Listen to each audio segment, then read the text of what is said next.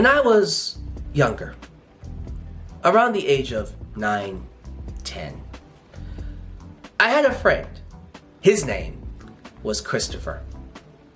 Christopher didn't have cable, so he would come to my house to watch WWF. We watched all the shows. Raw is War. Thursday nights we watched SmackDown on UPN 20, 7 p.m. for all you old school fans out there. Sundays, pay-per-views, even Sunday Night Heat. We watched everything and we had a blast every time. We loved watching WWF. What was funny about Chris, during the time when The Rock was on top in 2000, almost everyone loved him. Guess who he loved? Triple H. He was a massive fan of the game. And when The Rock and Triple H had that rivalry for the WWF title, he hated everything about The Rock. He hated the people's elbow, hated the people's eyebrow, didn't like the catchphrases. He was 100% in the camp of Triple H. You know what Christopher never did? Christopher never gave me a hard time. He never insulted me, never called me a mark. We just enjoyed wrestling all the same. We're still friends, by the way. Another friend, his name was Roy. He came a little bit after Chris. Roy did not like American Badass Taker. Hated it. He was a massive fan of 90s Taker, or Ministry of Darkness Taker. When Taker brought the gimmick back in 2004, he hated that even more than Biker Taker, because he felt like it ruined who Taker was in the 90s. He just did not like Biker Taker. He hated the gimmicks. I absolutely loved American Badass Taker. I especially loved his entrance music, which was Rollin' by Limp Bizkit. Shut up. And then of course, You're Gonna Pay when he was Big Evil. Never gave me a hard time. We enjoyed wrestling all the same. Why am I telling you this? What's the point of all this? Well, I feel like those two are prime examples of what this wrestling community, I can say that, is missing. Now, you've read the title. Some of you have already drawn your conclusions. You're already flaming me in the comment section. You're proving my point. I do my best to get along with everybody. I think it's because I like pleasing people to my detriment. I want everyone to be happy. I want everyone to get along. I want everyone to feel included. Unfortunately, nowadays people take advantage of that, especially here on the internet. And so, going into 2021, I have pushed myself to be a little bit more selfish, to focus on things that I want to do, that I like.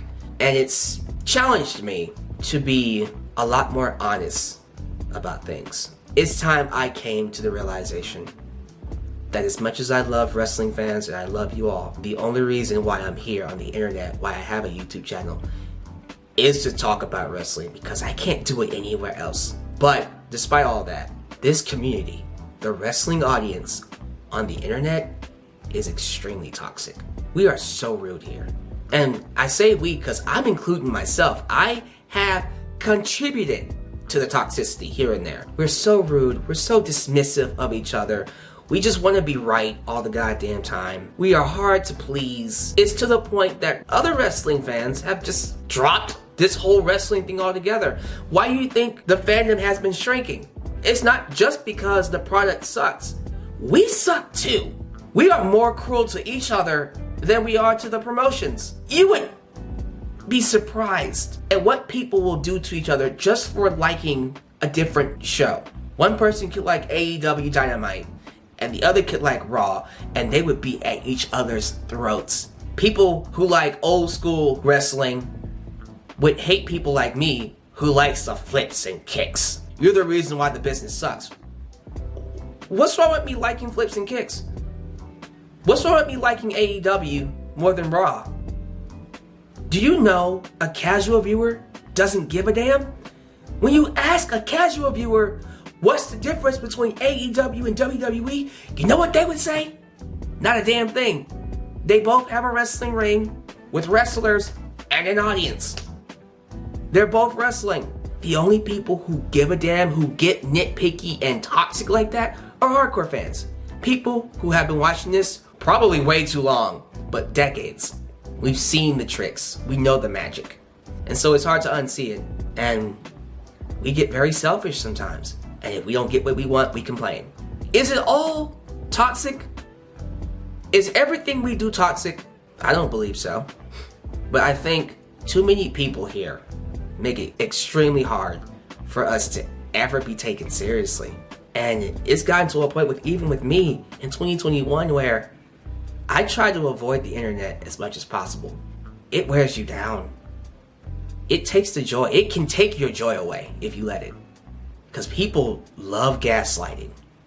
They like to make you feel bad about something as inconsequential, harmless, as liking something that they don't like.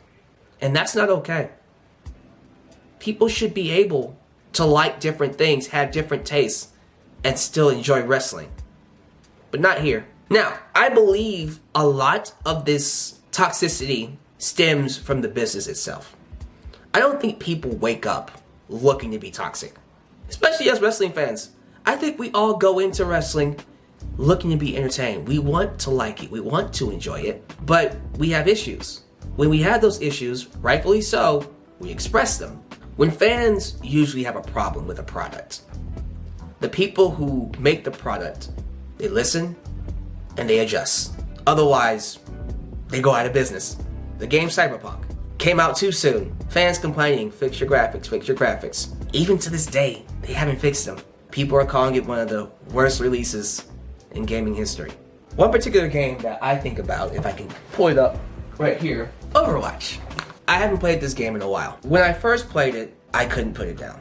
But then I got into competitive ranking. The community in this particular part of the world, they are much worse than wrestling fans. There are some racists, there are some sexists, there are some mean people. When you're someone who's competitive like me, and you have to rely on these people to advance yourself to a certain ranking, diamond, masters, grandmasters, and you got people throwing your games and insulting you for certain ways that you play, it makes you not want to play the game anymore.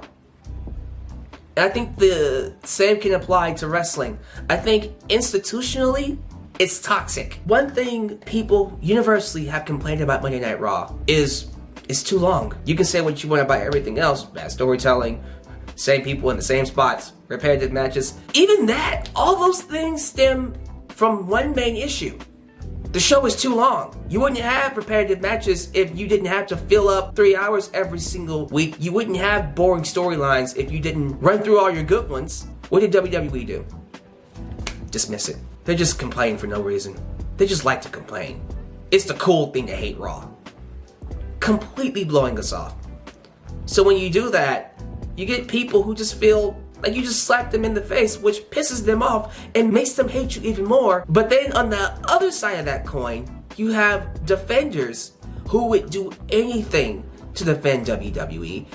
And what ends up happening is those people start clashing all over one issue that is a legit issue. It is too long. Even now in 2021, they are struggling to fill 3 hours every week. But then WWE would give you the lame excuse, oh well, we're making more money this way. Look at all the sponsors that we're getting from this. But your show is having some of the lowest ratings that it's ever had. Less people watch Raw now than they used to. And it's not the wrestler's fault. It's the company's fault. But they don't want to take it upon themselves to fix that, which then creates the toxicity in the community. I mean, we can go to Wednesday nights. What's one thing people complain about when it comes to AEW? NXT is stealing the ratings. And it is. NXT was put on Wednesday nights to do just that. Hurt AEW from growing. Which in turn has turned AEW fans against NXT. When the purpose of a show is to hurt another show, you're not going to get a lot of fans who just like both shows. Although that's something you would think we would do. We'll just like both shows, like we did with WCW and Monday Night Raw. Unfortunately, it's kind of hard to do that when AEW is still a baby. It's like a giant is picking on a kid. It's not fair. I'm at that point now where I just want to enjoy what I enjoy. I don't want people to give me a hard time for stuff I didn't like. for stuff I like.